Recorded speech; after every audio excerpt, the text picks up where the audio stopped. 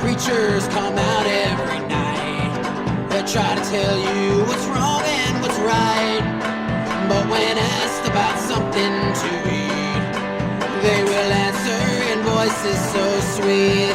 You will lead by and by in that glorious land in the sky. Way up high, work and pray, live on here. You'll get pie in the sky when you die. That's the lie. All right. This is tentatively titled Preacher and the Slave until someone yells at me on the internet and says that's not a good name for a podcast. I'm Justin. I still don't like using my last name on the internet. Hello, I'm Jake Flores. I've been using my last name on the internet for so long that it doesn't matter anymore. Yeah. Well, yeah, there have been certain events in your life, I would say, that sort of preclude. Yeah, you're fine at this point. I mean, there's no putting it back in the box, I guess is what I'm saying. Yeah, exactly. Well, I to kind of get this rolling, I wanted to do a recap of the show and hopefully, talk about the comic as well. Preacher, we're both from the South, and I have a sort of obsessive interest in comparative religion, so I've been wanting an excuse to talk about religious stuff for a long time now. So I thought, all right, well, I need to finish the show because it was pretty damn good. So I figured I could drag you into watching it with me. And so we just finished watching it. How'd you feel? Great. This is gonna work. I think I'm into this. So my thing is I do a million podcasts and I got a lot going on, and so I want to do a lot of projects, but I don't have the time often. I mean, you hit me up about this. And this also kind of speaks to, I think, my ADD or something like that, where I'm like, I have a lot of things I've been meaning to consume, books I've been meaning to read, TV shows I've been meaning to watch, and it's hard to convince myself to do it. But if you go, hey, let's make it into a project, you go, all right, well, that kind of works. That makes it feel like I'm not wasting time or something like that. So that's how this sort of came together for me, and I knew I was going to like this show. Like, I've been told by a lot of people that I would like the comics. I'm not really a comic book person, but I do like smart graphic novel-y sort of stuff. Yeah, me too. I didn't like, someone had to get me to watch The Boys, and then as soon as I got it, like when I really understood it, I was hooked, and now I love it. And we're in between Boys seasons, and this is also by Garth Ennis, and also apparently in the same universe. And so it's all kind of fallen together pretty well. I knew I was going to like the first episode. I did. The only thing I knew about it, I went in purposely not knowing anything because I thought that would be like a fun place to start, is in the dark. Yep. The only thing I knew about it is that there was a guy with an asshole for a face. And then when he showed up, I had the fun, Leonardo DiCaprio meme moment. There he is. I've heard about this fellow. It's fun. I still have no idea what's going on. What's up, man? I knew about the guy with the asshole for the face. That's all I knew about the show, actually.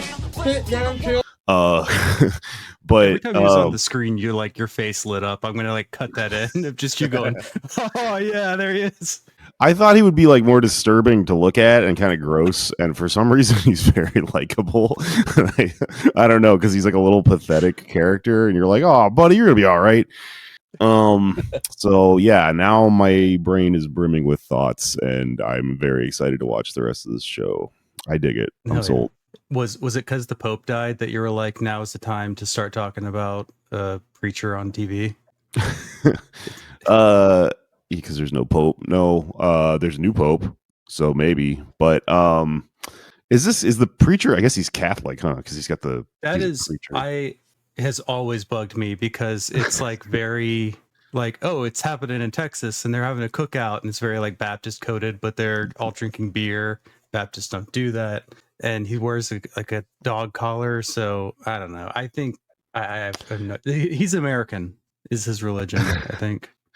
Yeah. Okay. That is interesting. Yeah. It's kind of unclear because I was like, he seems like there's parts of it that seem very Catholic and parts of it that seem Baptist and very Protestant and stuff like that. And maybe it's kind of unspecific Christian. I'm sure this will kind of get fleshed out as we talk about it. But I like grew up in Texas, had the Catholicism beaten into me had all of the experience you get when you live in a part of the world that's dominated by Jesus and religion and stuff like that. So it all lives in my head. So stuff like this, I think this is also why a lot of people recommended it to me, because like when I left Texas and moved to the East Coast, I had a lot of material in my act that was very much about like the freaky evangelicals. Like I was very much like a person like kind of railing against organized religion and stuff. And I had this interesting like perspective shift when I realized that comes off very corny when you talk to people from like different parts of the country. People don't believe you. Yeah, they don't believe you. They think that you're being like you're just overdoing it. And to them, I think that seems like, you know, you're being like a Ricky Gervais or like a Bill Maher or something, and you're being like an annoying like new atheist kind of incel-y type person. And I, you know, kind of just adapted to the world that I was living in when I moved to like New York. And I feel like I kind of let go of that stuff a little bit because I just let it collectively convince me like maybe that is like kind of one of those things that isn't actually that big of a deal. And, you know, as you learn more about the world, you learn that there's other things going on than just religion and stuff like that. And then I came back around. The more I started to learn about religion and how it's part of it all, and how much of it's tied into colonization and stuff, and also as like the far right, as like a very Christian evangelical or Catholic or whatever thing started to reappear in like politics and stuff as part of the right wing like faction, or what do you call it, coalition, know, because they're just a bunch of stuff taped together. Then I kind of had these moments over the last few years where I was like, hey everyone, we need to become like that anti-God again. Yeah. They need Reddit atheism again. Like people have been a little too easy on it. We've been too easy on these freaks, and they're getting really confident, right? So for that reason, stuff like this started to reappear to me as very interesting. You know, I think it's been almost like irresponsibly dismissed, and this is a real freaky, like conservative religious soul to this country that we need to do battle with, in my opinion. So yeah, it was appealing. It's I was always interested, like, because I was raised in the Baptist church, and I, you know, go to church like twice a week, very, very into it until I was about a later teenager, and then I just sort of just started to trail off into my own thinking. But I was still living it with my family, so I didn't have any choice to like not go and not be around it. So by the time I was like very an atheist, I was still in church every week. So I'm just sitting there like having to listen to it, and you're just like, I don't. So it kind of messed with me and made me like sort of obsessively start learning comparative religion and comparative mythology. And it wasn't until like my mid-20s when I was dating someone who's Jewish, and she was like, well, I think you're just rebelling against your upbringing. And I was like, I thought I was just making jokes. But she's like, you should probably think of something positive to bring away from that. And I started doing that, and the need to like obsessively study this stuff started going away. It was very strange, but I still just have like a childhood fixation. Yeah, I mean, it gets in there. That's how it works. That's like why they do it. It's because it really gets in there. So yeah, I will never not be interested. Yeah, was your family like really strict about it, or did they go twice a year? How was it? Kind of had a mixed experience, but not evenly diluted. Like very heavy on, very heavy off. Because my dad who's the Mexican one in my family, super Catholic, like insanely Catholic. And like I have his parents, when you go to their house, you know, there's like fucking crucified Jesus all over the walls and stuff, old abuela shit. Plenty of weird curandera voodoo shit mixed in there too, but you know, that's how it goes. And I think if he had his way, then we would have been going to church all the time and stuff. And we did, but my mom also, she moved in the other direction, and I think she had final say about all this stuff. So I remember we stopped going to church, but I heard it was because there was like a scandal, you know, at one of the churches. And I don't know, like, I haven't asked them about all this stuff in a long time, so I'm not sure the exact reasons. But I think I had like at varying points like exposure to the really, really intense Catholic church, and then also like other friends that were in like evangelical shit. I would just end up at weird stuff like that. I think we went to a Lutheran church for a little bit, and then got out and was like given freedom to think about it. And also went to like a weird magnet school where you didn't have classrooms and stuff, and it was so I got like kind of a perfect setup, or a perfect formula for being like a weird iconoclast, is being exposed to this really fucked up shit and then like put into a hippie school situation. I mean, like, do whatever you want with all this information you've just received or whatever. So I had it didn't like get its tentacles around me. I didn't get sucked into it and become religious. I just saw it and then got to leave. Yeah, I mean, it was weird being like the way I say it is like particularly pious. I had a religion professor. I went to a Catholic university where I just started working. So now I'm working in a Catholic university. My office has a little crucifix above the door. I'm like, all right, cool. This is just part of my life now. But he used to talk about when he was, I guess, planning on becoming a monk. And he would say, I was more pious in those days. So I picked that up from him. Is back in those days I was more pious, but I would still get weirded out by like friends I had as a child who, once we got to like high school, they were really into like Pentecostalism. Pentecostalism was like the main competitor rather than the Catholic Church. And that was the one peeling away people from like all the Baptists. And people, like, when they got into that youth ministry, they would just be like, hey, do you want to come to church with me? Hey, do you want to go to this movie screening with me? And it was like, that was all they were programmed to do, was just bring you to these things. And then they stopped being your friend. And that was one of the more unsettling aspects of my childhood, was like watching people grow into that from being my friend when we were little kids. Yeah. It's like a pyramid scheme, right? You tell one other person. I think they just like, I went on a date with this one girl in high school, and she was like, you want to go to church with me? And I don't think she expected me to say yes. She'd just been programmed to do that. I was like, yeah, sure. And then she didn't seem happy that I said yes. That's funny. Like, well, why did you ask? Very annoyed. Yeah.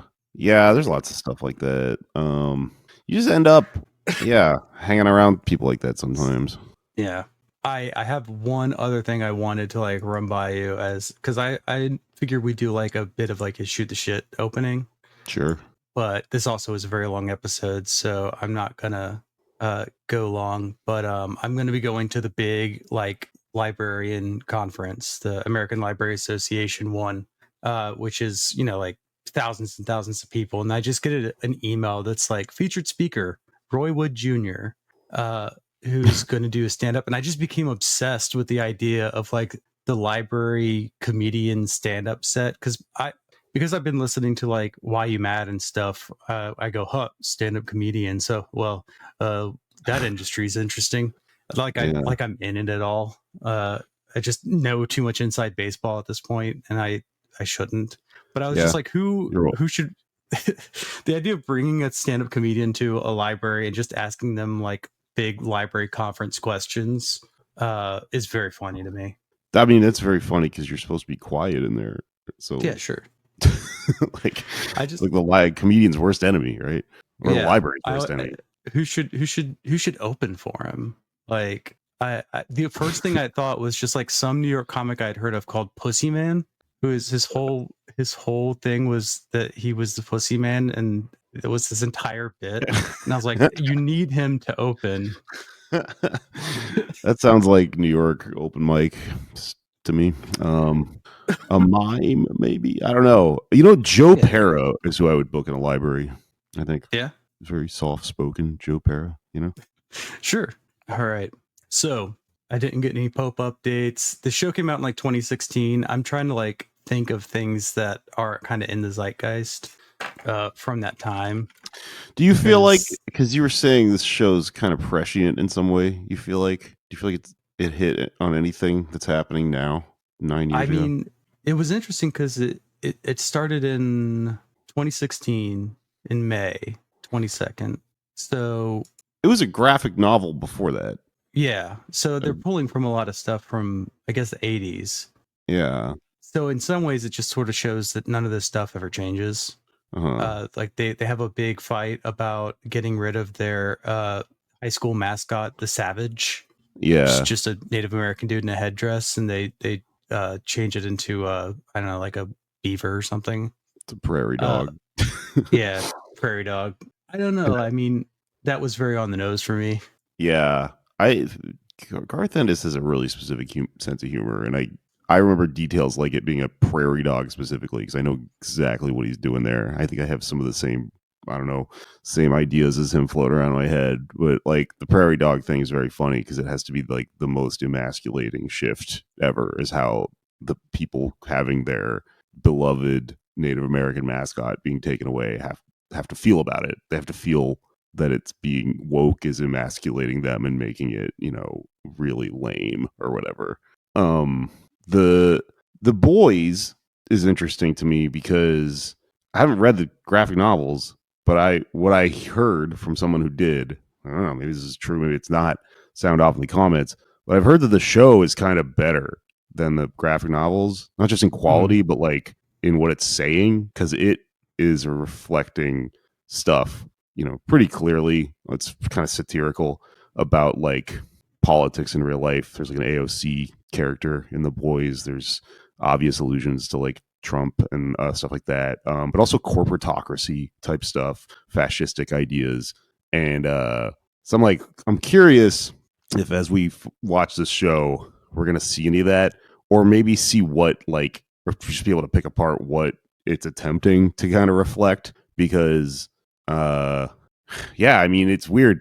If you go back to the Bush administration, there was a lot of religion and there was a lot of fear of it, and then it just went away during like Obama, which is when I guess this kind of is 2016.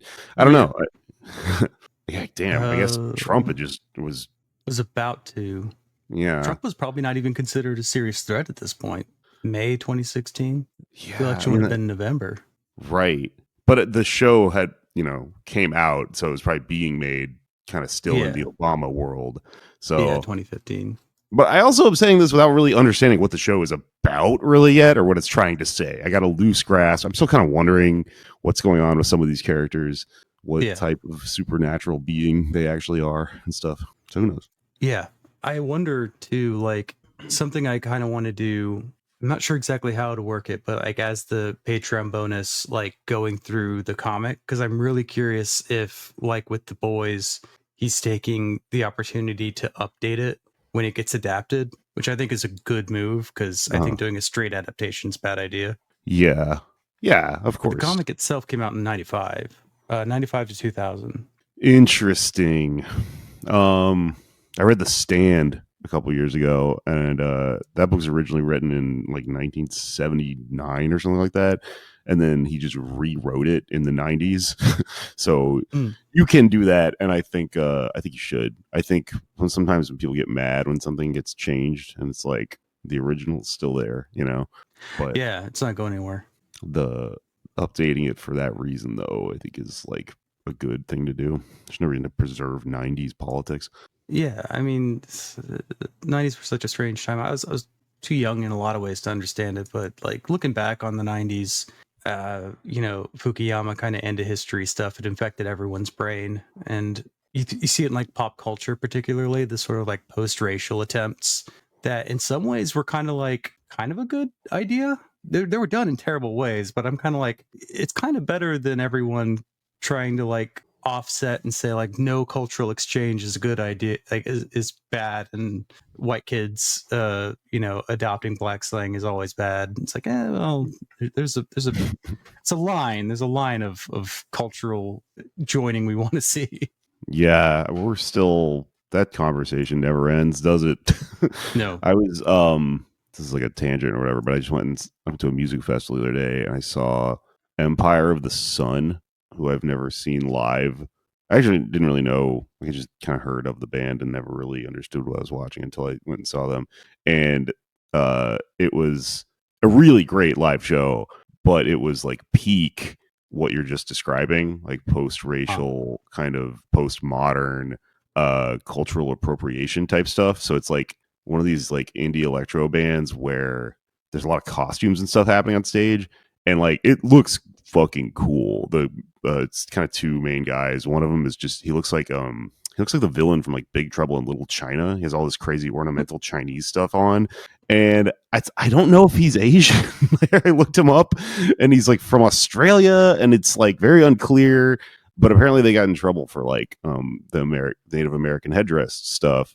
And so I don't know. This just happened to me a couple weeks ago, and I've been thinking about this a lot because I feel like people lose the forest for the trees with a lot of those conversations because there's a point to be made with some of that stuff, right? Like what this band was doing was taking all this imagery and putting it into a blender and like making it disconnected from meaning while still having this really intense feeling you get from looking at it.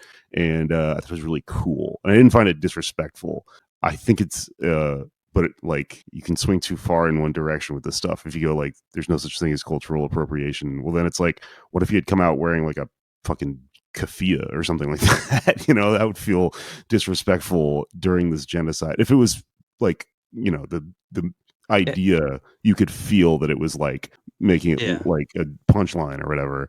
And like, so I've been thinking a lot of how the forest for the trees gets, because people just go, that's cultural appropriation. I know, to start a conversation and to kind of attack this. And you go, well, what is it doing with these symbols, right? Things like this can go in different directions, but like, I mean, the 90s you're just talking about, the like kind of end of history, postmodern haze, both is the reason that exists, and also is a haze we're like trying to climb out of by thinking about all this stuff. So I don't know. We'll see. Because I see a lot of like younger kids wearing like 90s outfits, like 90s cut jeans and stuff, and I'm like, I remember how uncomfortable those were. Why are you doing that to yourself? And then I was just talking with my boyfriend, and I was like, what I really hope comes back is the backward jeans. People tried it for a minute, it did not go anywhere, but I really, really hope Gen like Alpha tries to bring it back. Crisscross, yeah. I don't know what direction they're kind of heading in, because there's kids seem like they're spilling all over the place. A lot of them look very 2000s, like very new metal right now, like Jinkos and shit like that. We're in, but I don't know if it's does the throwback thing progress year by year at the same rate? Does it go forward or does it go backward? Is it going to be the 80s next, or is it going to be like the 2010s again? Some of them are into indie sleaze. I don't know. I'm excited to see what the hell these kids come up with. Yeah, I am too. I mean, ultimately, I'm on their side. I just am like, some of that shit looked bad in the 90s. You don't need to bring it back. But maybe they're doing it ironically. That's what I can't tell. They're like, I look like shit on purpose. I look like I sit in a big plastic inflatable chair and I talk on my see-through phone. Like, I don't know. That could be fun to make fun of. I think there's no getting around the fact that it's going to look ridiculous to us, because it wouldn't be that's like functionally how it works is something coheres as style as a like differentiator between generations, right? It has to look ridiculous to someone my age, and I know they're right when they tell me that I'm dumb and they're cool, because I was right when I was young, and the older people told me I looked dumb and they didn't get it. The whole point is that we're not supposed to get it, I think. I've found a lot of peace lately with accepting that I'm like, okay, I don't care. I'm dressed like a millennial forever.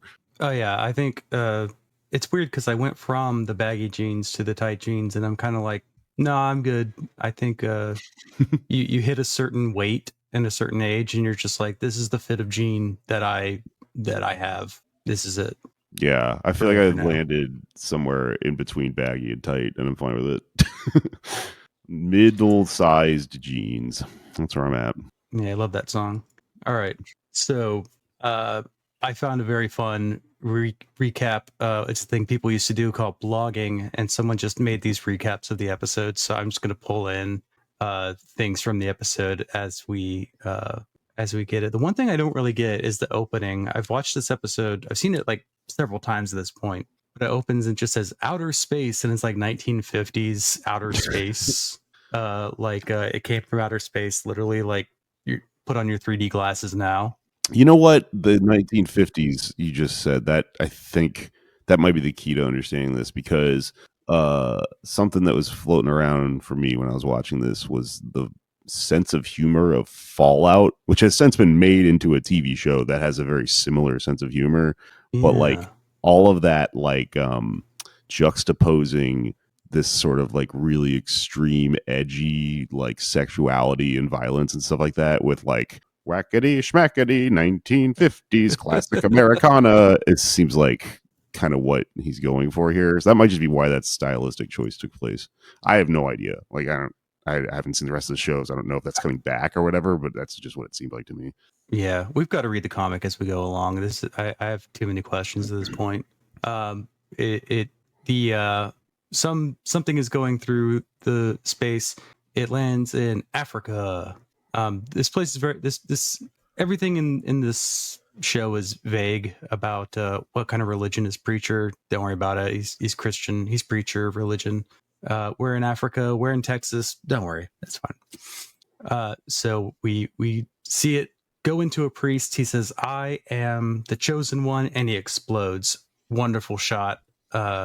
I just really love the sort of visual storytelling it does. People always explode in this guy's work, I've noticed, and it's good. It's always fun to watch. That's is that something that happens in like The Boys a lot? Yeah, Yeah. I don't want to give too much So away. that's the only other thing of Garth Ennis is, right? The Boys. Uh, Does he have like a other big comic you read?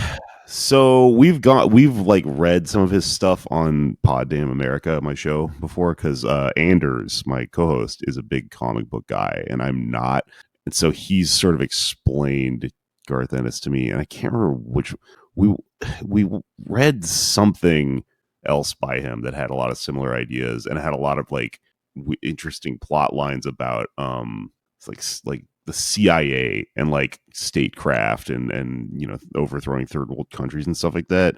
And I think he was kind of explaining to me, you know, this guy's point of view or what he's trying to say. And everything he does, like what you were saying, like when we're talking about how there's like unspecified religion here, I kind of feel like the more I read this guy's stuff, I don't know, I can't tell, but I'm thinking maybe part of me wants to say maybe this person doesn't understand their subject matter. Like maybe they accidentally conflated Catholic imagery and weird Baptist stuff and weird Protestant stuff.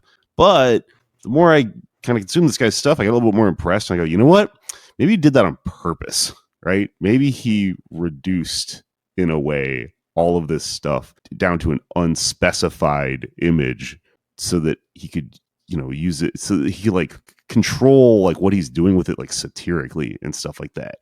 It's entirely possible. Yeah. This guy, I'm starting to respect this writer on some level. Yeah, he's playing with like the imagery because I mean he grew up in Northern Ireland. He grew up atheist. He went to like religious school. I'm pretty sure he knows roughly what he would be trying to talk about.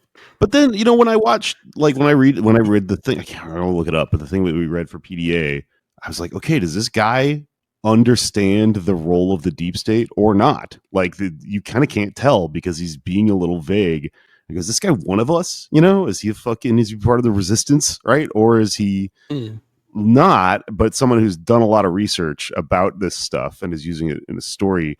And I'm always like, I can't really tell. And with The Boys, you watch it and sometimes it has very smart stuff to say about like, you know, the kind of the fascistic like imagery, that, you know, the corporate nature of these like these characters, these images, the way superheroes are kind of advertisements for things.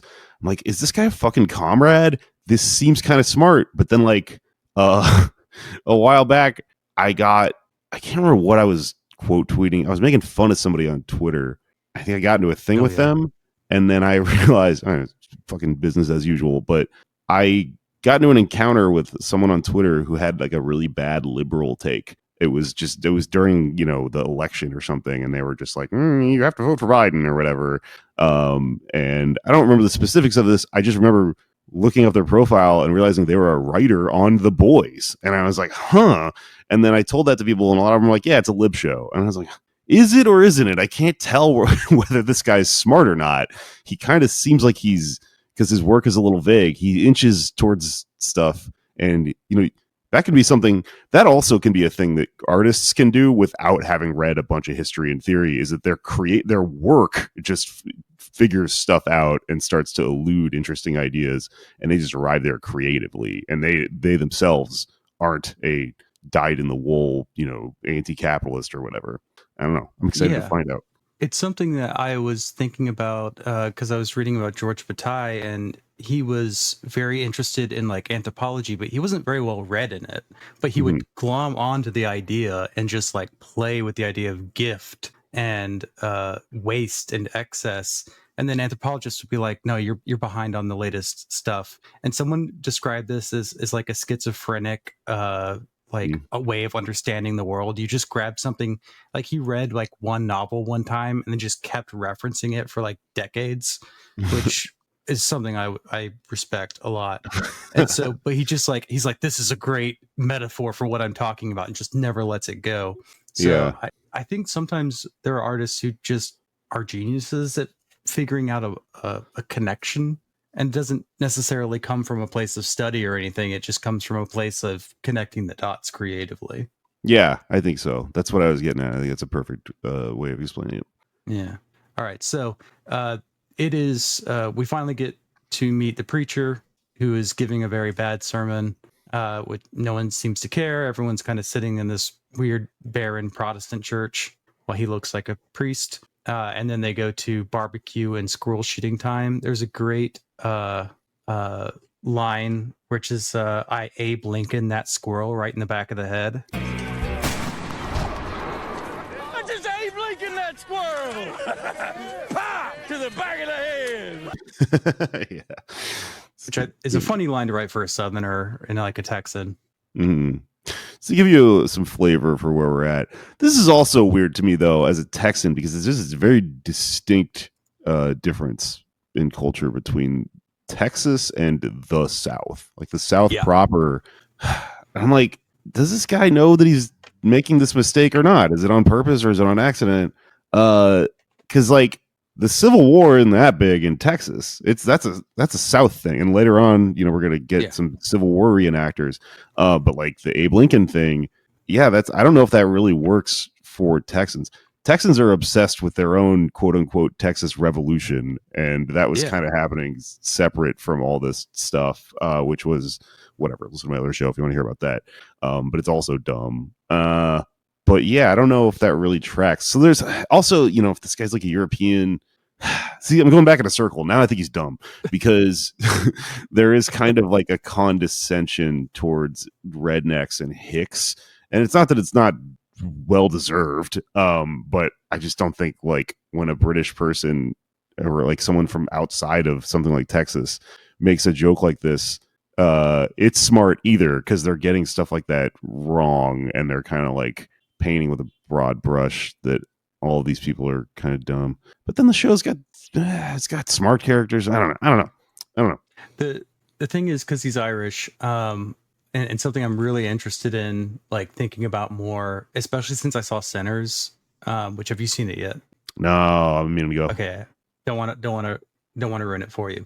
The Irish come into play, and he has this character Cassidy, who we meet in this episode, is in The Boys, and in the episode where he's in The Boys, it's like during St. Patrick's Day, and it's just like a bunch of drunken Irish Americans that like Garth Ennis just clearly has nothing but contempt for, which is right. Yeah. This is correct, but I feel like he pokes fun at like the concept of Southerner, but also when we introduce Cassidy, he's like, oh, what do I know? I'm just another drunken Irishman. And they did the perfect casting, because the guy looks and sounds pretty much exactly as he does in the comics, from what I understand. Interesting. He had a very Alan Cumming vibe. Yeah. So Preacher's sitting outside. The little kid comes up to Preacher and says, my dad is, or I guess stepdad, I'm not sure. I'm not clear on this. Says he wants him to hurt his dad because his dad's hurting his mom. And Preacher gets real scary. Is like, it's a sin to ask me that. How much do I need to hurt him? And he just talks him out of it. And it seems our preacher doesn't really believe in God all that much. And then we cut to the high school mascot riot that takes place nightly in the streets in this town, I guess, where they have the new PC football mascot from the savage to the prairie dog. Mm-hmm. So sheriff watches this. He gets into the car, starts drinking his road Jack Daniels, and the sheriff comes up and says, "Hey, can you come see Eugene, who we haven't met yet?" And then says, preacher tries to tell him that maybe this guy is beating his wife, and he says, "Well, I'm not going to do anything unless anyone makes a complaint." And preacher makes a dig at him for needing the squirrel shooting redneck wife beating vote. Then we cut to the plane where we meet Cassidy, who is just doing every single drug. He's a lot of fun. There's some great episodes with Cassidy. He's probably my favorite part. It helps also that the actor's kind of hot. I kind of like his whole thing. He's fun to watch. Yeah. So he's on a plane with a bunch of dudes, like tech bros, kind of goes into the bathroom, goes to reach for like air freshener and sees that there's a Bible that's been all scribbled in all over the place. And turns out these guys are just amateur vampire hunters or some kind of cult or something. They attack him with like crossbows and spears instead of guns. I'm not sure why, but anyway, he does a great job taking them all out. He stabs one guy with a bottle and then uses it to pour blood into a container for later. A guy dumps holy water on his head, doesn't do anything. So Cassidy kills him, and then he Mary Poppins his way out of the plane because the pilots came back to kill him. And so he killed the pilots, and so he jumps out with an umbrella, which is a pretty good move. Yeah, he jumps out with an umbrella, which is funny because you're kind of like, wait, is that going to work? Because he's kind of supernatural, and the next shot is a very clever transition to ketchup being splattered on someone's plate at a diner, which you're supposed to understand is he hit the fucking ground and splattered. I think that they weren't using guns because they're in an airplane, and if you pierce the like air pressure, the plane goes down, but also probably because he's a vampire, they were using all these like weird tools that are supposed to be used for vampire killings. This is like a clever, probably joke on the genre of vampires. He's clearly a vampire. I get that. Holy water thing is funny. He does not stick the landing. I read a story once about someone who survived jumping out of a plane like that because they rolled a certain way when they hit the ground. So I think about this all the time. I think I could do it. It's one of the weird things I think I could pull off. Yeah, but he people who fall like from really long, really tall, like buildings, or people whose parachutes just straight up don't open, and they survive. Yeah, I think the one I read about, he hit a tree and also rolled, so the tree kind of gave it some shock absorption. But this guy splatters all over the place, but lives because he's immortal. Yeah. So we go in the diner. Emily, who is this single mom who clearly wants to fuck the preacher, is talking to preacher because it doesn't matter. We cut to Africa again. Two guys come out wearing the colonial outfit. Two white dudes. They go into the church that we saw earlier where the guy exploded. And then cut again. Jesse goes to check on this guy, Walter, who's in his house sleeping. He hears a woman sing in the shower, and then we see a silhouette of a lady, but he leaves. They do a lot of like really quick cuts around here to like establish a lot of things, and it's very hard to like recap. Yeah, I think I missed kind of what was going on there. There's a lady in whose house? It's like her uncle. He just sleeps on the couch. I'm sure this will come up again later. Yeah. So then we get a flashback, and now we're in Kansas. It's a really cool fight scene in a classic car. A lot of that. And probably my favorite action scene of this episode, where after a very long car fight, she kills a man with the ear of corn because it's Kansas. Yeah, I really liked that. It's just, again, like on the nose. Just, we're in Kansas. That's how she's gonna kill a guy. That just got me out of nowhere. But she's getting some kind of map or GPS unit or something. She finds a couple kids, and they make the kid's dad has moonshine in the yard, so she builds a bazooka out of moonshine. It's pretty cool. Uses it to take down a helicopter while the kids are in the tornado shelter. And we find out this is Tulip O'Hare, who I've seen the design for her in the comic. She's like very big blonde hair lady, and I'm really glad that they did not cast for that because the actress they got is really hot. Interesting. I did not know that. A lot. Yeah. I really liked the Ear of Corn murder and like just general kind of like comedic, overly explicit violence. Mhm. It's kind of interesting to me because like it. You also see this happen in like Deadpool and stuff like that, and Yeah. it's almost like I almost don't even respect it because the reason it reads so well, I think, is because it exists in our minds in comparison to a lot of other comic book stuff that's more tame and lame. It's almost like you feel like, oh, they're breaking the rules a little bit. Like we're getting to see like a comic book thing where they actually just rip someone's head off or whatever instead of sanitizing it for us. And the only reason that feels exciting is because we've been inundated with this stupid watered down G-rated stuff that is kept G-rated because for the purpose of selling a lot of. Because something Yeah. I learned about comic books from talking to Anders a lot about a lot of this stuff is it went in a big circle. Like, I got to a point where as a cultural commenter, and someone who has to have a damn thing to say about everything and a comedian and whatnot, they're hit a critical mass with comic book bullshit where I think a lot of us collectively just sort of went like, fuck this whole genre. Like, I'd never want to Yeah. hear about this shit again.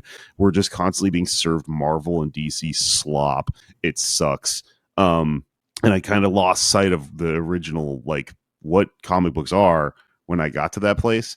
And something I've learned from talking to Anders a lot about this is that a lot of comic books actually are the original runs of comic books. The original place that a lot of the stuff came from is good. Like a lot of it is explicitly violent. A lot of it has a lot more interesting things to say than a blockbuster movie. Fair amount of it is interesting and anti-capitalist and critical and stuff like that. And it just all got warped by capitalism into becoming the slop. So now when we get a fucking Deadpool or a show like this, it feels like a treat. And it's like it shouldn't really, but it does, Yeah. Yeah, Deadpool's a weird one because it's like it's very the same bit Ryan Reynolds has been doing for years. The same kind of like type of humor, but it's done good. Like I don't know how to tell, like it shouldn't work. Yeah, I want to just say, like, I want to be like, oh, I hate those movies because it feels like the chic, correct opinion to have. But I watched one on a plane once, and it was fun. It was funny. I got it. Yeah. Some of this level of like what you would call like what is the word I'm looking for here? Like it's like pulp, something like that. It's like it's not prestige. It doesn't. You're not supposed to understand it as incredibly artistic. This like really easy to consume media. I think if you understand it that way, it's very satisfying. Like I know I can shotgun this TV show. I can watch it all at once. It's going to be a really good time. I'm not going to have to stop and like think about it too much. I'm not going to have to. It's not going to feel like a novel. Like I'm digesting it. I'm also watching Mad Men right now, and I'm like, I think about it a lot. This, for some reason, there's a relief in just being like, you know what you're going to get. It's going to be really entertaining. It's like popcorn movie type stuff. And I'm fine with that. I think if you understand it as that, it makes it fine. Yeah. I don't think it like there's ever going to be like a really super deep revelation of like the nature of God or anything. No, but like there's others, it'll bring in stuff to talk about, but it's just there as like, the bread and the sandwich. It's providing the base for, having your imagination go. One thing that was interesting, I was watching some videos about the comics to try and figure out like if I should get like one of the omnibus collections to get all the extra goodies and stuff to find out like, oh, is there a version that has like notes from the author? And apparently this comic was like pretty groundbreaking in some ways in the 90s. A lot of people who liked these kinds of comics ended up returning it because it was just too blasphemous in many ways, even though they were like compelled by the religious content of it. Interesting. So there were a lot of people who were like, I can't keep reading this, but I have to like know what happens next because like they're very religious and they're like really tied into it. Like I imagine that's how people feel about lots of religious fiction that's not made for religious audiences. Interesting. Yeah. Playing Diablo after school, even though you're deeply religious. feeling guilty. Yeah, about exactly. I love Diablo. I was going to bring up Diablo because there's a lot of Diablo stuff, and that was what I was going to say. When they're fighting Cassidy with the crossbow and the spear, I'm like, this is just Diablo shit. Yeah, I literally just finished Diablo 4, so I got it on the brain. But I love stuff like that. Yeah, I've been a huge Diablo fan forever. All right, Jesse's been having these flashbacks about a preacher on the ground, like on his knees, about to be executed. Then he pops in for a visit with the Betsy lady, the wife who's being beaten, and he says, if you're being beaten, you should. If your husband's hurting you, you can tell me about it. And she's like, oh, well, yeah, he hurts me. He hit me with a jump rope. He burned me with an iron. And he's like, well, can you tell that to the sheriff? And she's like, I'm sorry, what? He's like, well, so your husband stops beating you. She's like, oh no, I thought we were just talking about our kinks together. Yeah, I'm just really into that, and I thought I should tell you about it while you're trying to get money for the church from me. Yeah, that's a funny scene because it's like, why is she telling this to a preacher? But I guess he's like an anti-hero preacher, so he's constantly in these scenes comedically where he's doing stuff that is unbecoming of a preacher. So it kind of tracks, it kind of works. He's like drinking and stuff. I fucking saw this joke coming from a mile away because this guy has so much S&M in his comedy and in his shit. I feel like he feels compelled to put stuff like that in there. So I was like, I fucking knew it. I've seen you put something like this in every season of The Boys. This creates a really bizarre plot line though, because it's I don't know more gets revealed later, but you're like, okay, so is everything fine? No, I don't think so. Yeah. So Tulip comes and talks to the preacher, says she's got a job. He says no. And they're just, establishing characters. Something bad went down. They're apologizing to each other. Then it jumps to Jesse goes to the sheriff's house to see your favorite character, Eugene, who I'm pretty sure the comic is just called Arseface all the time. And his dinner is a bullet blender full of meat. I know I just don't know what's going on yet, but I'm very confused as to why. I guess he doesn't have teeth, and he does have to eat protein. Okay, that makes sense. Yeah, he's not going vegetarian. I mean, they're not gonna get fancy with it. He's still got to eat a steak for dinner every single night of his life. Because it's Texas. Okay, that also tracks. Yeah, I kind of feel like this is just something Texans do, and I don't know about it because I didn't live in the right part of Texas long enough. Where'd you live? I lived in the Valley. Oh, interesting. Yeah. So that's kind of my only barometer for Texas is the Valley. And I very rarely went up to Austin or San Antonio. So I have a very skewed perspective of what Texas is like. A lot of this show feels like East Texas to me, like the scary part of Texas. There are a few scary parts, but East Texas is like where there are still like sundown towns and stuff like that. Yeah. History has just not really moved forward at all. Yeah. And I think there's later on we get into like Jesse's family and they're all from like Louisiana. So we like go through the South. So I'm really excited to talk about like, the differences of the Deep South and Texas. Because yeah, you're right. It is very different. Like Texas is, I never saw a single Confederate flag, but I did see a lot of like, I was like when I first moved down there, I was like driving on the road and I see like a big flag off the back of a huge pickup truck. And I'm like, all right, what's it going to be? Is it going to be an American flag, a Confederate flag, or a Texas flag? And I get close and it's a big Mexican flag. And I was like, it wasn't on my card. Yeah. Texas is mostly just about flags, even though they love them. It's everyone hates the government and loves the government. It's a very schizophrenic way of thinking. Hates the government, loves cops, loves the flag, very into the fact loves that the shape of the state. Just the shape of the state turn into a belt buckle or whatever. Or the thing that always got me was at HEB, any HEB in the state, you can buy a big novelty Texas shaped cast iron pan. Yep. How else are you always gonna cook? was like, yeah, how else are you gonna make your Texas shaped cornbread That you eat every morning. You eat it every night with your full steak. When I was down in Austin, passing through when like the current genocide in Gaza sort of everything started after October 7th, and there were like marches and stuff for Gaza in the downtown area, and it kind of was right at the beginning. It was before there was a really heavy crackdown. It was kind of like I was there, kind of like waiting to see, like, are they gonna fucking crack down on us? But I remember there was a guy leading the march, a Palestinian guy, I think, riding a horse with a giant Palestinian flag. So, you know, you can use Texas's brain for anything, I guess. It's an interesting place. You can see a bumper sticker that says secede, and it could be any political position possible. Yeah. So, all right. Jesse has a bad time with Eugene, so he goes to the bar, and we learn that Tom Cruise just blew up. All right. Yeah, Cassidy walks in and orders this whiskey, which I notice. Well, I guess that might be spoilers, but it's like Jack Daniels, but there's like a logo on it, and I think it would be explained next episode. But it's like one of the characters from the comic is on it, and I was like, that's weird. Interesting. But then anyway, Donnie shows up. The guy's beating his wife, and he's been out Confederating and reenacting the Civil War, which, you know, is a thing. I think you're right. It's much more of a Deep South thing. Like, my history teacher in high school was a Confederate reenactor. He would wear it to school, which cool. Yeah, he's a cool guy.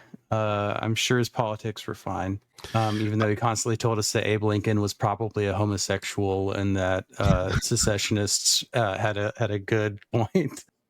You know what I'm thinking about this? I'm really gonna put, because this is a fictional town, Annville, Texas, right?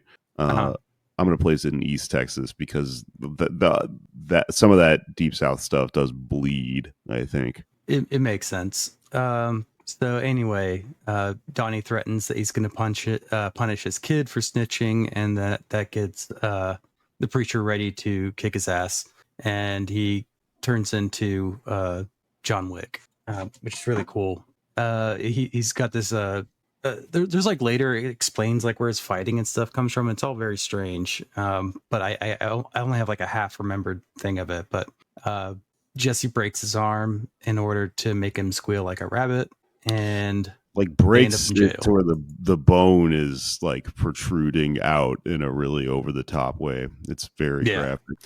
This is just kind of like snaps it over his knee like you would with like firewood. Yeah. It's fun. He's super strong. We don't know why yet.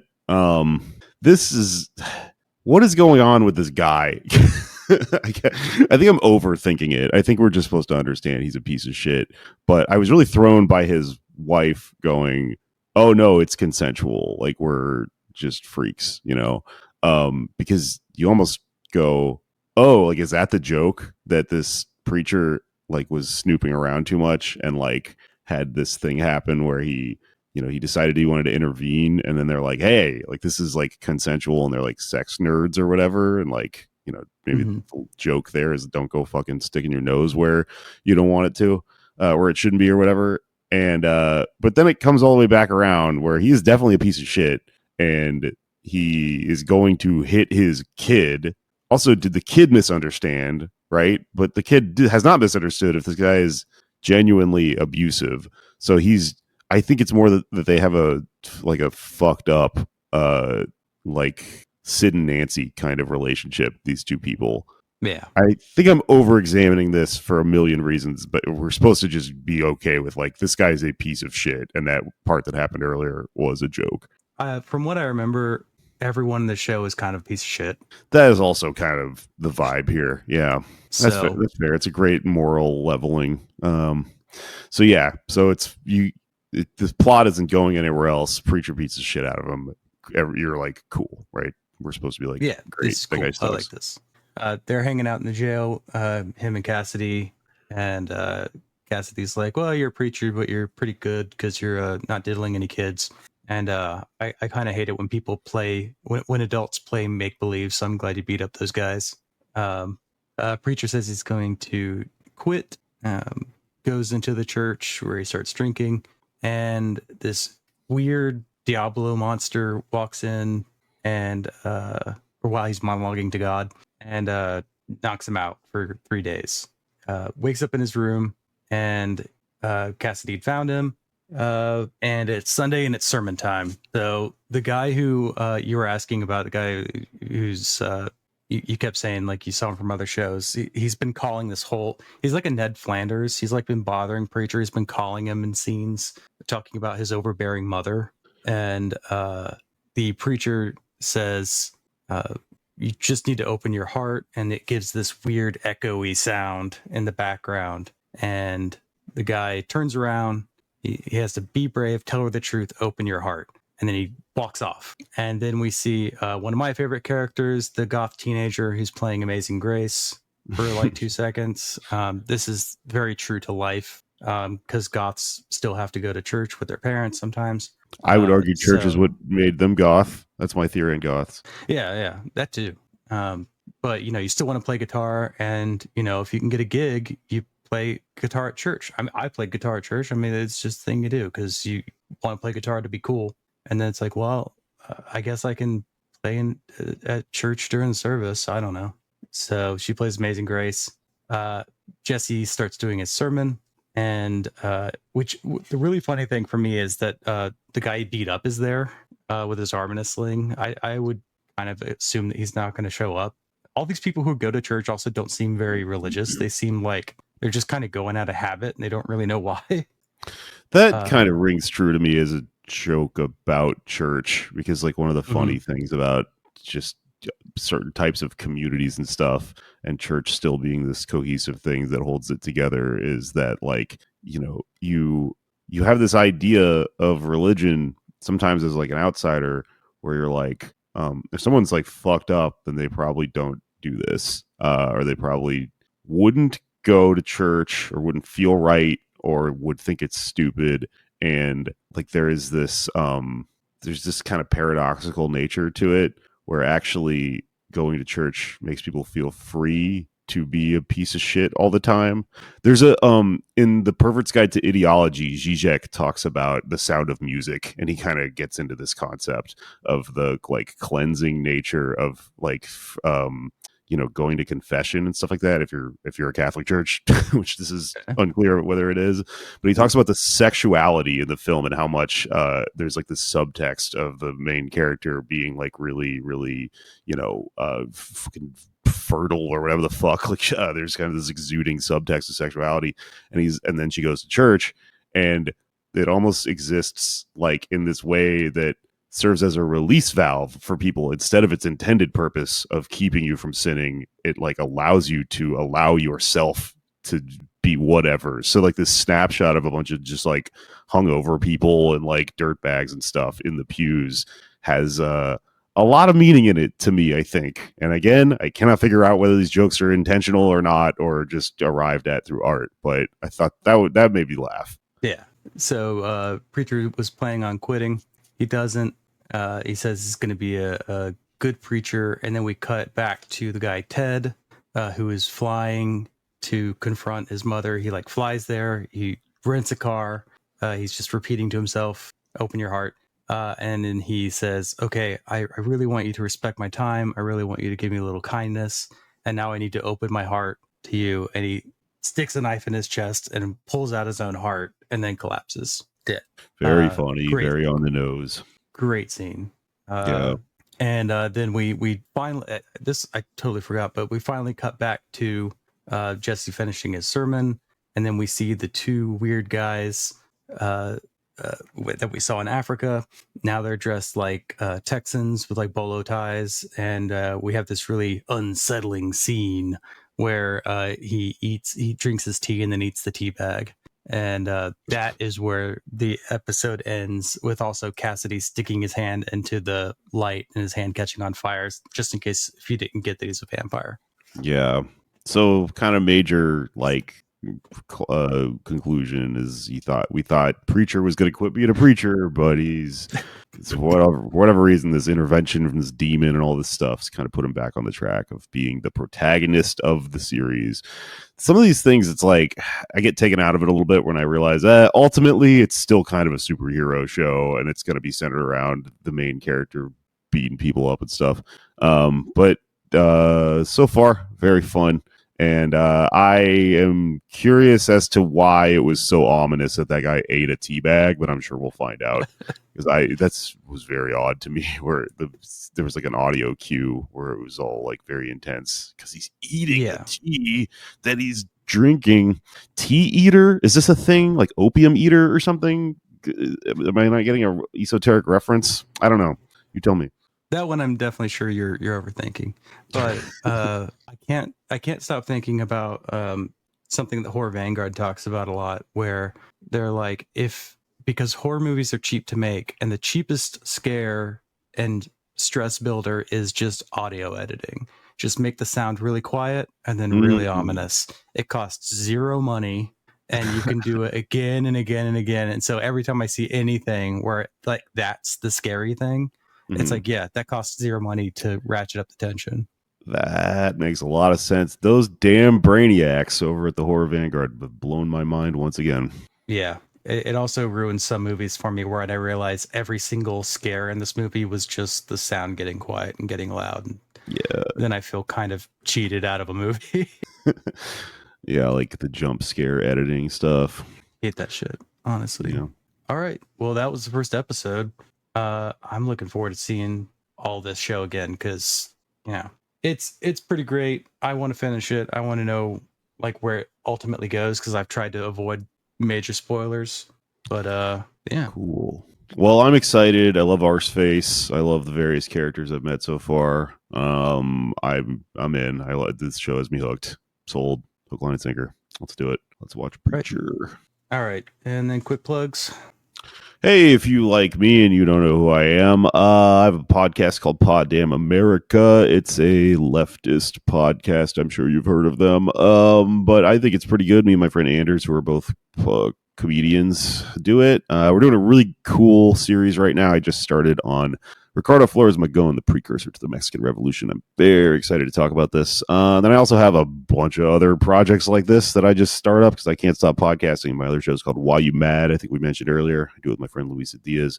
I have a King of the Hill podcast I'm not doing right now, but it's coming back. It's called That's My Podcast. I Don't Know You. My name's Jake Flores. I'm a comedian. I live in Los Angeles. You can come see me sometime. That's it.